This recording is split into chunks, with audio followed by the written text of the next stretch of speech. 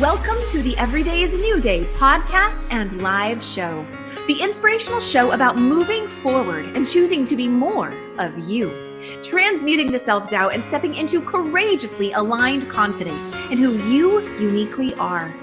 My name is Kim O'Neill. I'm a twice certified transformational confidence coach, Reiki master, best-selling author, and former crime analyst who now helps empathic, heart-centered individuals shatter the noise of self-doubt, find clarity on what self-love really looks like, and the courage to be peacefully grounded in who you've always known you are, from the inside out.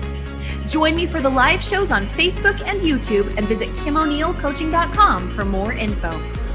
Let's get to it.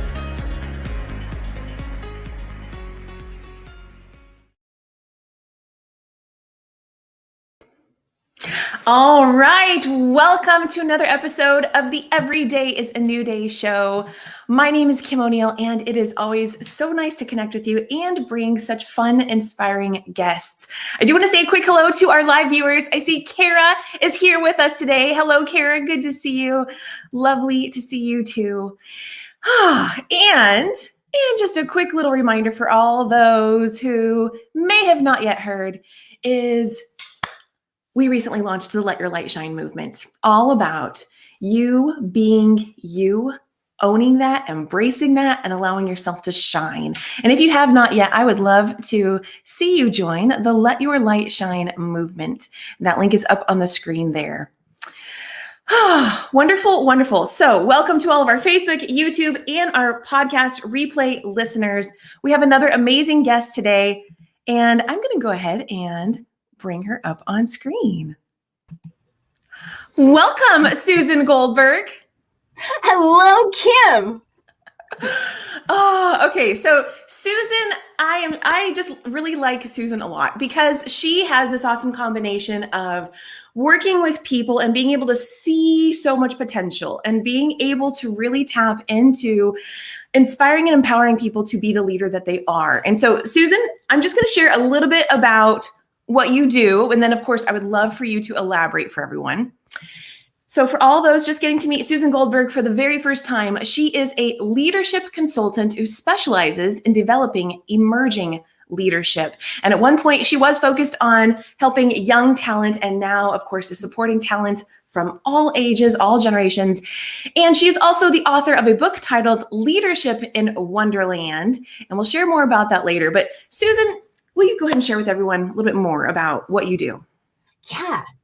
Okay. So my work as a leadership and communication expert has me go into organizations as an outside, unbiased view to look at the communication gaps.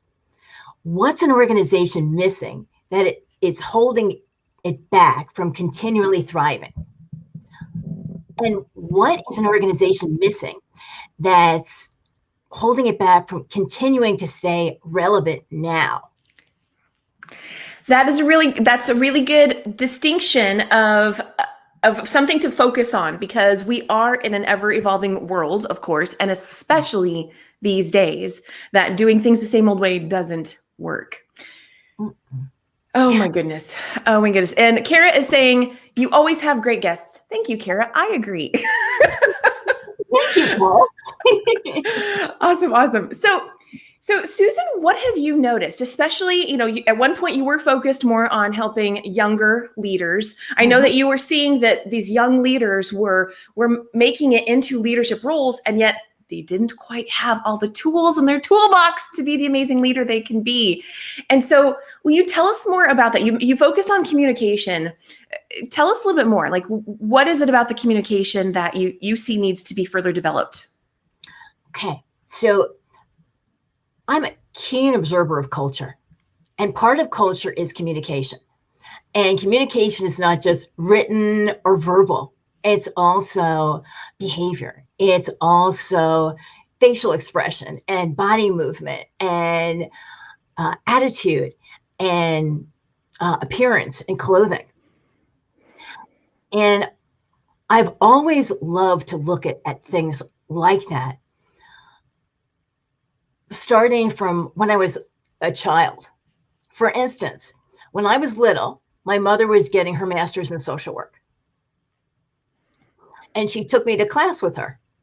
Oh, wow. Okay. And of course, what happens when I have days off and she's still got to go to school? Yep. Yep. It was a great situation because she was able to bring me. Yeah. And so with that, I was noticing in her class, there were all different kinds of people, all diverse backgrounds and different income levels, not necessarily like the same as we were. And I thought, oh, this is fascinating. This is really interesting. I couldn't care less about the social work stuff that was being taught. I thought, this is really cool. And then she would become friendly with them. So as a family, we would have get-togethers and dinners and cocktail parties with people from all different backgrounds. That's awesome. Yeah. And so I learned as, I guess, a young person to observe and never to judge, but just be curious and take it all in. It was like food to me. It was like nourishment. What can I learn from this if I am open-minded? What can I see?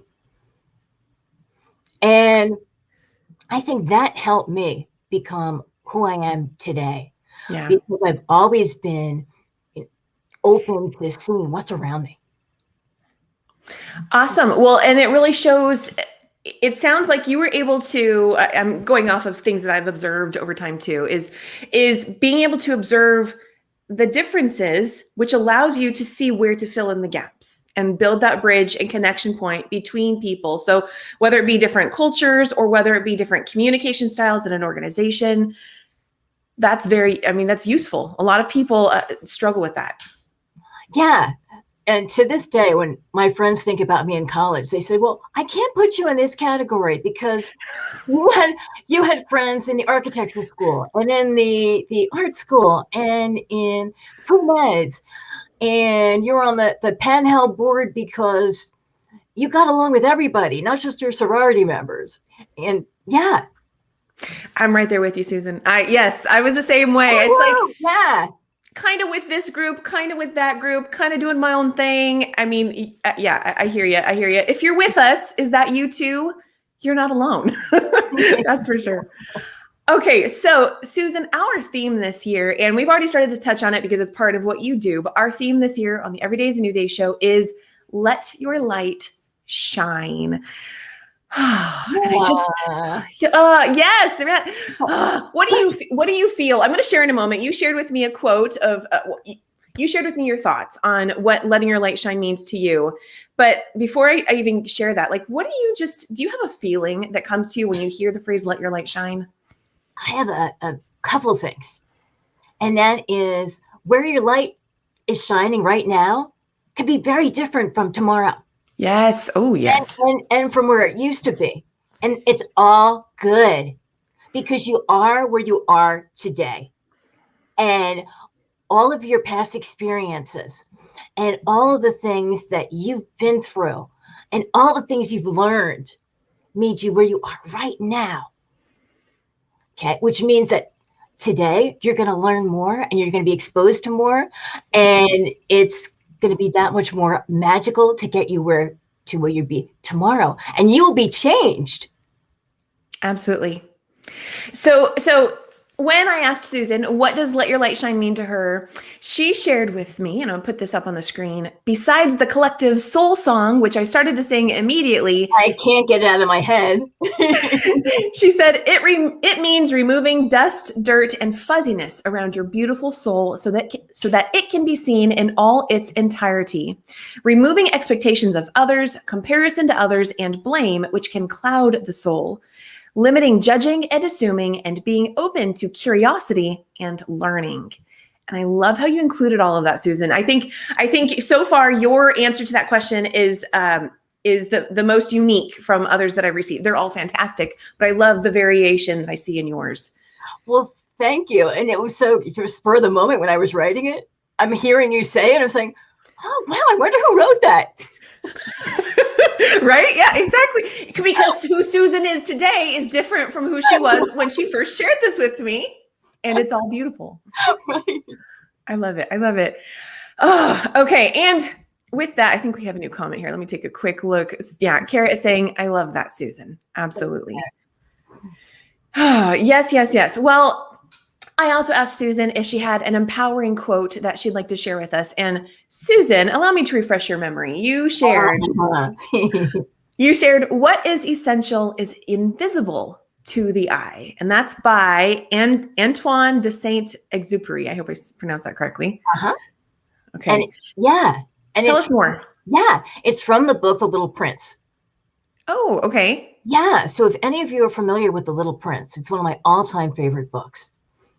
It comes from this little boy is separated from his planet, and he's a prince. And he's separated from the thing that he loves so much, which is his rose. And he's trying to get back to this planet, to this rose. And he's on planet Earth, and he doesn't know what to do. He doesn't know how to get there. And he's so innocent. And so he learns from everybody that he meets. And one of the people, or one of the characters that he meets, is a fox. And what the fox expresses to him is, it's not just the physical, okay? It's how you feel. It's how somebody, the rose, an experience, a person, people, something you touch makes you feel. And so the most important stuff is not surface. Yeah. That is fantastic. That's, I mean, the thing that was coming to mind for me, and for anyone in the audience who resonates with this, or of course of you, Susan, too, is that rose he was wanting to get back to is really about what the rose in him. That's the metaphor I see there. That's a nice way to look at it. Yeah. Yeah. Well, Susan, so you have this thing that I recently learned about you that I thought was just really fun and fascinating. And it speaks to the range of who I see you are and how you help people and serve the world. And it's this thing that you do whenever things get too serious.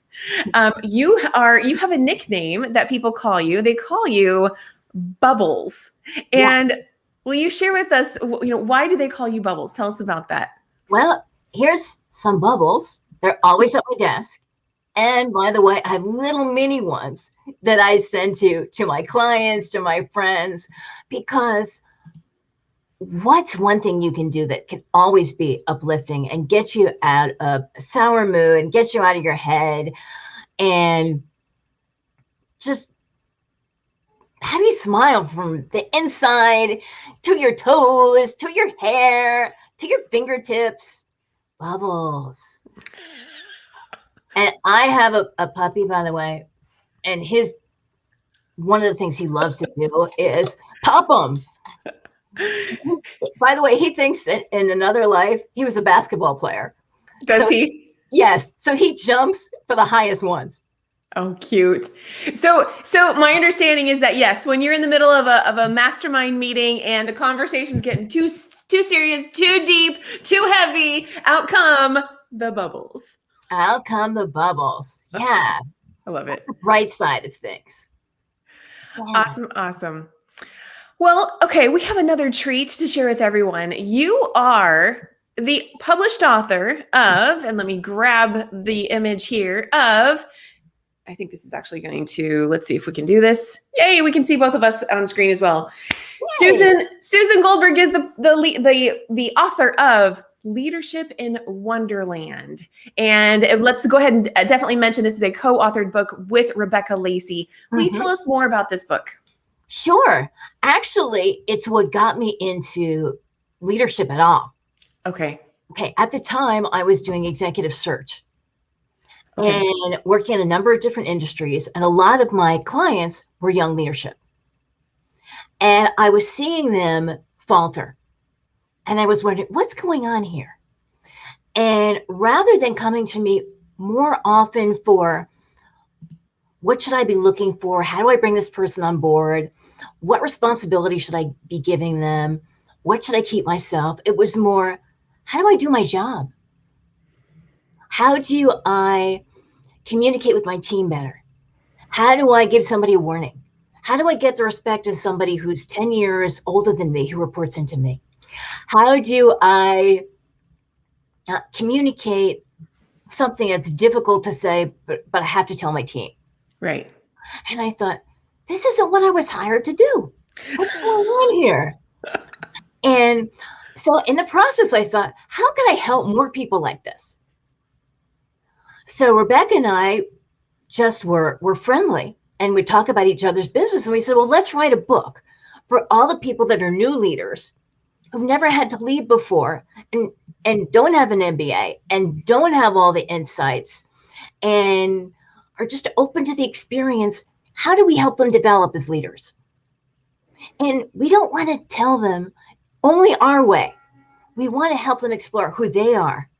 Nice. And so they can gain self-knowledge and more confidence in themselves, and then grow into be a leader. So it's actually a book and workbook. And so another thing, I'm sorry, Kim, do you want to interrupt me before I go? No. Well, will you tell everyone the subtitle? Because I couldn't read it on that image, but I know I read it before and I loved it. It was something about falling down the rabbit hole. Yeah. All right, I'm getting out here. So, okay, because Perfect. Sometimes leadership feels like you're falling down the rabbit hole. Well, and it sounds like, I love how you shared that, this isn't what I was planning on doing. I wasn't planning on teaching people about leadership. And yet you were seeing that trend. And it sounds like you were really being shown some very fundamental, basic things that are so key. Like, oh my God, these are the basics people need to have. And it just isn't as natural for some people. And that's okay, because there are people like you who can teach it. So go ahead. What did you want to also share there? Well, what I wanted to say is that, of course, Leadership in Wonderland is based on Alice in Wonderland. So you're kind of noticing a theme here, children's books and Susan. It's kind of, okay, so Alice in Wonderland, The Little Prince. What is this? Well, the Little Prince quote actually comes into my webinar. Okay. And then comes all into my 3-step process of reinventing leadership. Nice. Awesome. Well, would you like to tell everyone about your webinar? Yeah. So the webinar is called Reinventing Leadership: 3 elements to increase productivity, commitment, and opportunities. Nice. And the webinar works for the personal, the individual, and the organizational. Nice. Okay. Yeah. So it's both. And how can people access that? Is that something that is accessible at any time if they register for it, or is there another one coming up soon? Yeah. So if you would like to be part of the next time I have the webinar, you can email me at susan@susangoldbergleadership.com.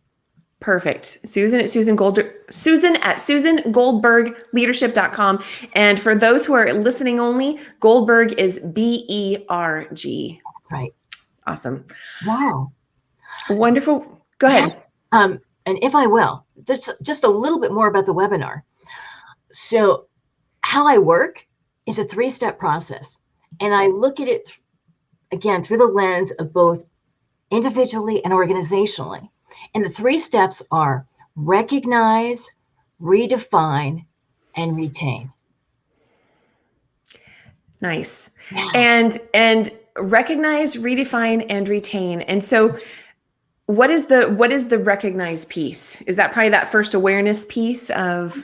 Yeah, the awareness piece is, where are the gaps? Individually, who am I not seeing and why am I not seeing them? What do I not know about them? What skills do they have?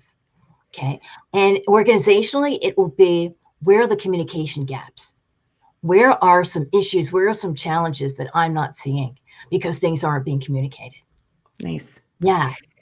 And have you noticed that although your focus is organizations, have you noticed how this parlays over into personal relationships and personal situations as well?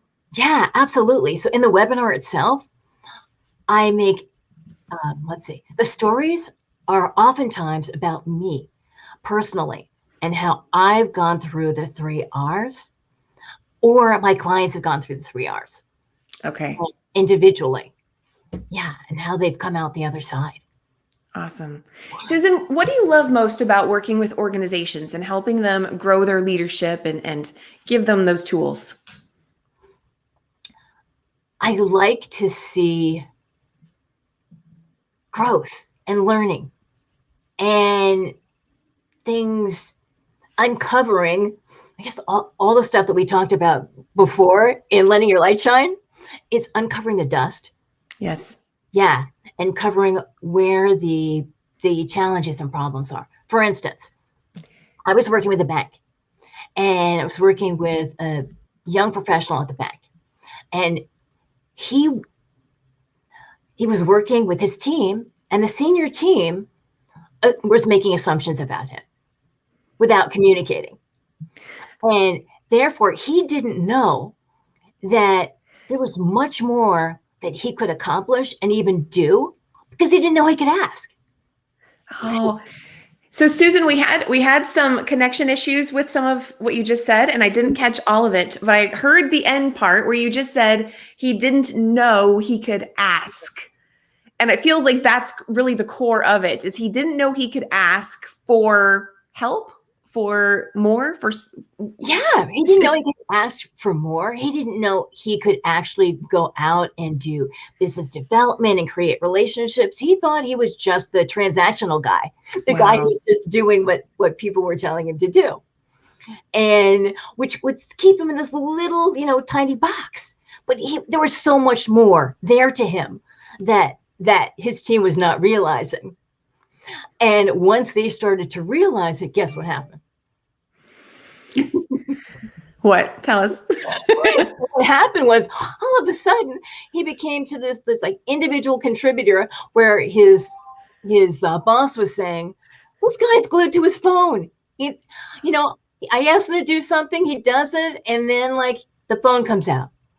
And he's thinking long term, and he's not thinking what else he could do, and he's not being proactive, and he's not. And I know there's more there. Is he just not interested in the job? Is this the wrong job for him? What's going on here? So everybody was making assumptions and not communicating. And so the brilliant thing of how this then becomes from the individual to the corporate is afterwards, and after this process, and he's progressing so much and everybody's happy, the young leader comes back to me and he says, "Why aren't you doing this with everybody in our organization? Everybody here is asleep." Oh, oh my goodness. There's so much potential here, and they don't allow us to communicate with each other. They don't have events together. We don't know who else is working in other areas of the company. Things are very traditional. They're in the tried and true way. Well, what about if we were to try things differently? What if we could get things done faster? What if we could get things done more creatively? What if and nobody's talking about it.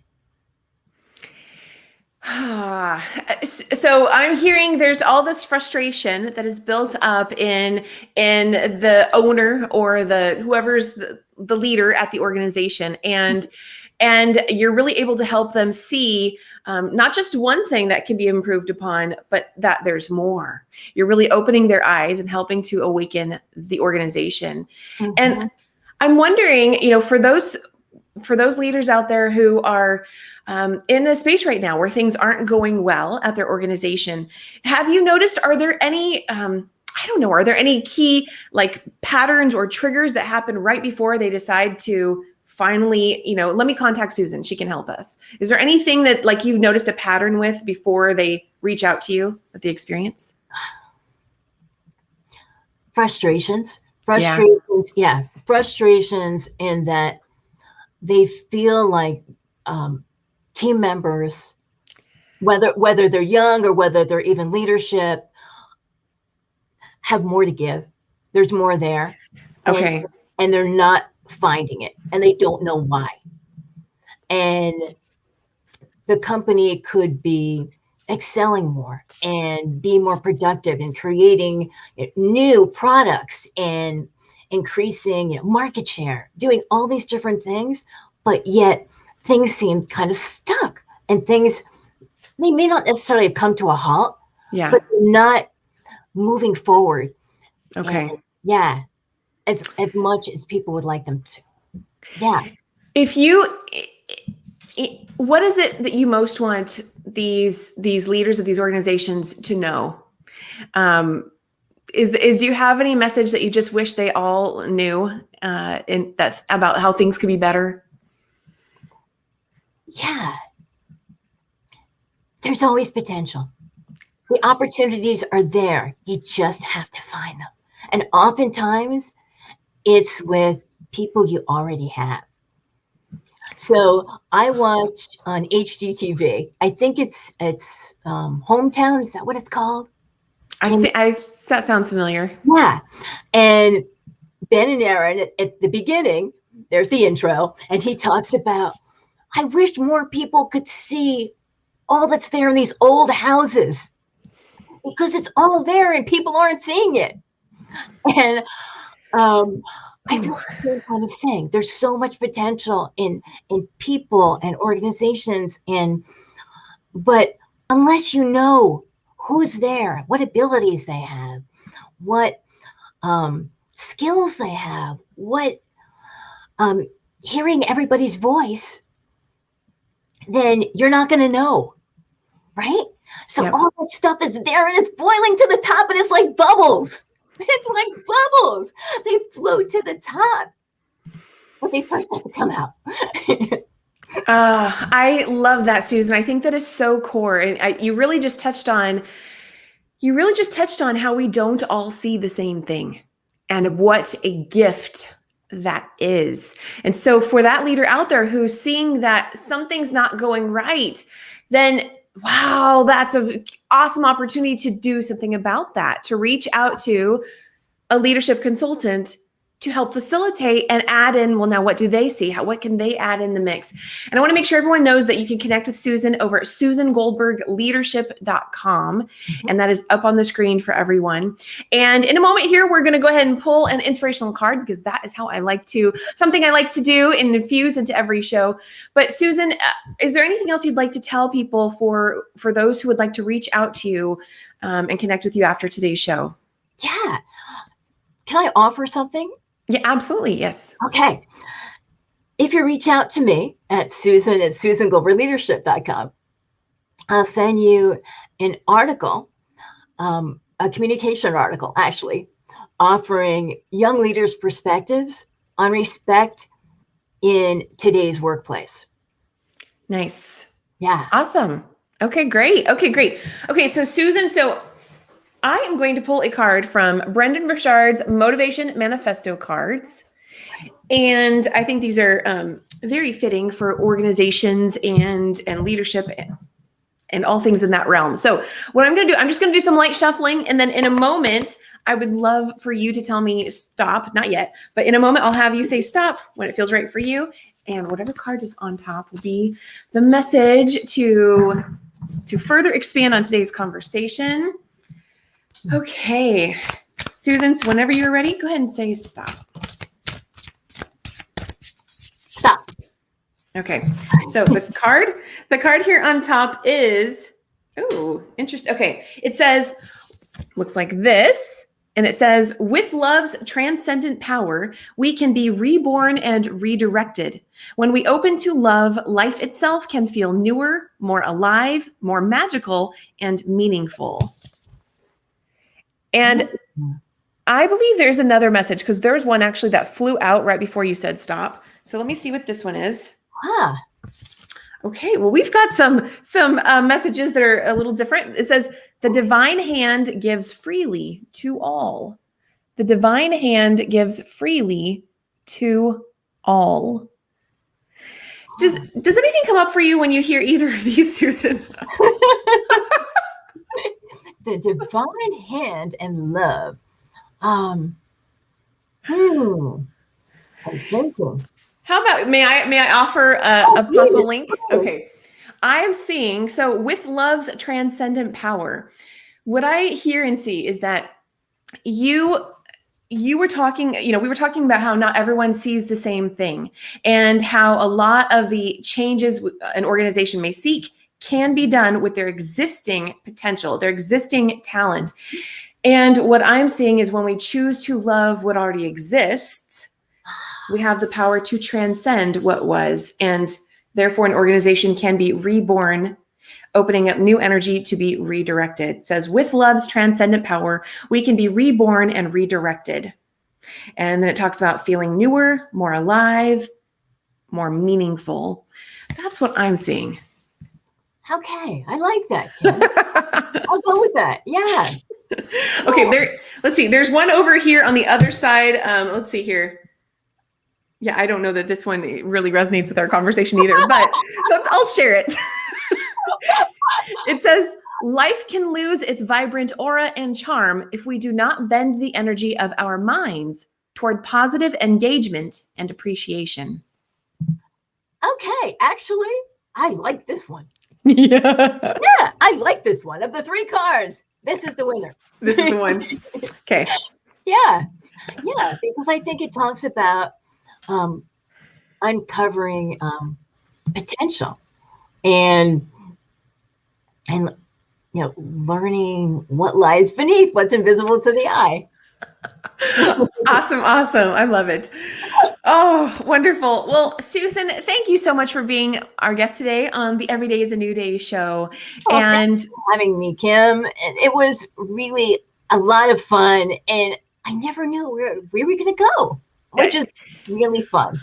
Thank you. It is fun, and that's how we go. We go with the flow while incorporating certain elements of the show. That's how we like to do it. And so, thank you for being on this journey and playing with me here.